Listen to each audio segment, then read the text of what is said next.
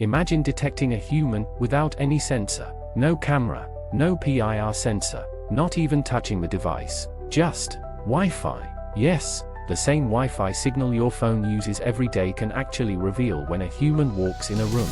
And today I'm going to show you how a tiny ESP32 can detect human movement using nothing but wireless signals, and display it live on a web dashboard. First, let's understand the secret. When Wi-Fi travels through a room, it spreads like invisible waves in every direction, but the human body is mostly water, and water absorbs Wi-Fi signals. So when someone walks nearby, those signals bend, weaken, and fluctuate. The ESP32 continuously measures this signal strength, called RSSI. RSSI simply tells us how strong the Wi-Fi signal is at any moment. When the room is empty, this signal stays almost stable, but when a person moves through the room, the signal suddenly changes, and that change becomes our clue that something moved. Now here's where things get really interesting. The ESP32 is not just measuring signals, it is also hosting its own website. When the ESP32 connects to your Wi-Fi network, it gets an IP address just like your phone or laptop. If you type that IP address into your browser, you instantly open the ESP32 web dashboard.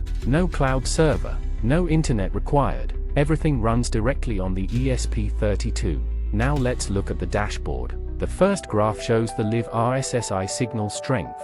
When nothing moves in the room, this graph looks smooth and stable, but the moment someone walks nearby, the signal suddenly drops or spikes. Those spikes are exactly what the ESP32 uses to detect motion. The second graph shows signal variance, which tells us how unstable the signal becomes over time.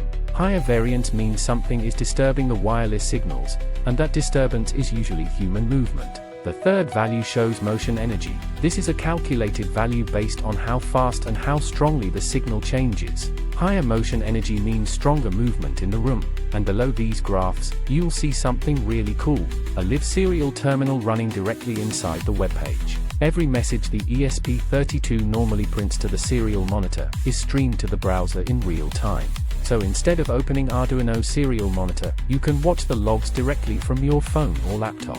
When the ESP32 detects movement, the log instantly prints, human detected, and the dashboard updates immediately. No camera, no motion sensor, just Wi-Fi physics. And the best part, this entire system runs on a single ESP32.